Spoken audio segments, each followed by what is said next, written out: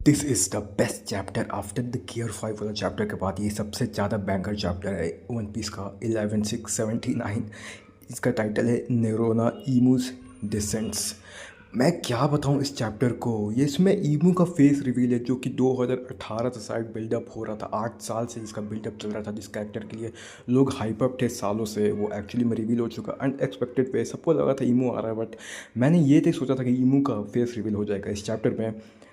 ये चैप्टर के मैं चैप्टर का कुछ अभी बात नहीं कर रहा है, मैं एक्सप्लेन नहीं कर रहा, मैं बात करूँ ईमू का कैरेक्टर डिज़ाइन के लिए जो कि एब्सोल्युटली फायर है। वो एक किंग का मिक्सचर है, किंग काटाकुरी बहुत सारे कैरेक्टर्स का मिक्स है। एनएल्स का हो गया, तुम्हारा एनएल्स का टैटूस वगैरह हो गया, ऑरा हो गया, डोफ्लेमिंगो का वो स्टाइल हो गया, और तुम्हारा किंग्स तो काफ़ी ला रहे हैं डीएनए काफ़ी ज़्यादा। और एशियन जाइंट्स जैसे लोकी का कैरेक्टर है ना, कैसे एशियन जाइंट्स का हॉर्न हो गया, मिक्स कैरेक्टर डिज़ाइन है इसका। और ये एक्चुअली में बेस्ट लुकिंग विलन है हम लोग मेरे हिसाब से वन पीस का हिस्ट्री का वो एज अ कैरेक्टर डिज़ाइन मैं बोल रहा हूँ, क्योंकि किंग जो था वो इतना भी नहीं था। किंग किंग ठीक। तो अब मैं आ जाता हूँ चैप्टर में हम लोग को देखने को मिलता है ईमू को सारे के सारे गोरों से बोल रहे हैं कि नहीं जाने को। वो लोग एक्चुअली में बोल रहे थे कि ईमू नहीं जा सकता क्योंकि कुछ ना कुछ रिपोर्ट पर्सन कुछ ना कुछ तो है ईमू के, क्योंकि ज़्यादा देर के लिए होली लैंड को नहीं जा सकता।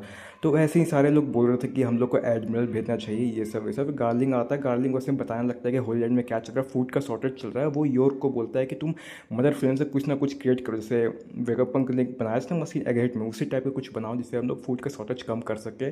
और गोरे से आपस में डिस्कस करने लगे कि जब से निका का अवेकनिंग हुआ तब से ये सब प्रॉब्लम आना चालू हो गया है, वो कि निका को वो लोग ख़त्म करना होगा।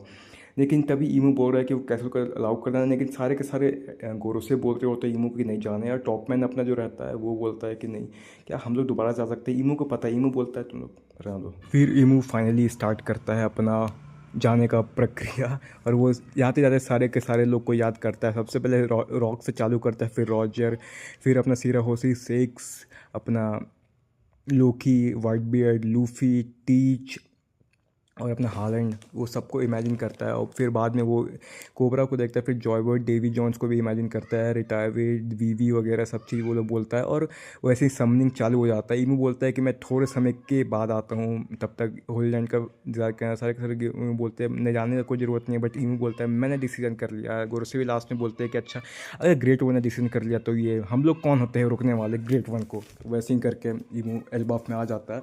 एल्बाफ में हम लोग देखते हैं कि होली नाइट्स का न्यू वीकनेस की वो लोग इमॉर्टल नहीं है, और उनको कॉन्कर हाकी के अलावा भी हम लोग मार सकते हैं उनका हार्ट निकाल के, जो कि मेटल का रहता है। और वो जोरो बोलता है क्या मैं मारूँ, तो उससे कंफर्मेशन तो मिल जाता है। फिर हम लोग देखते हैं कि लोकी बताता है लूफी वगैरह को कि जो कि रैंगिन का जो आइस है ना, वो एक्चुअली में अनफ्रीज नहीं हो सकता, मतलब वो पिघल नहीं सकता बिना रैंगिन के मदद के। मतलब रैंकिंग ना चाहे तो कभी भी फ्रोज नहीं मतलब वो गलेगा नहीं, बिना कोई भी नहीं गला सकता एक्सेप्ट रैंकिंग हिमसेल्फ।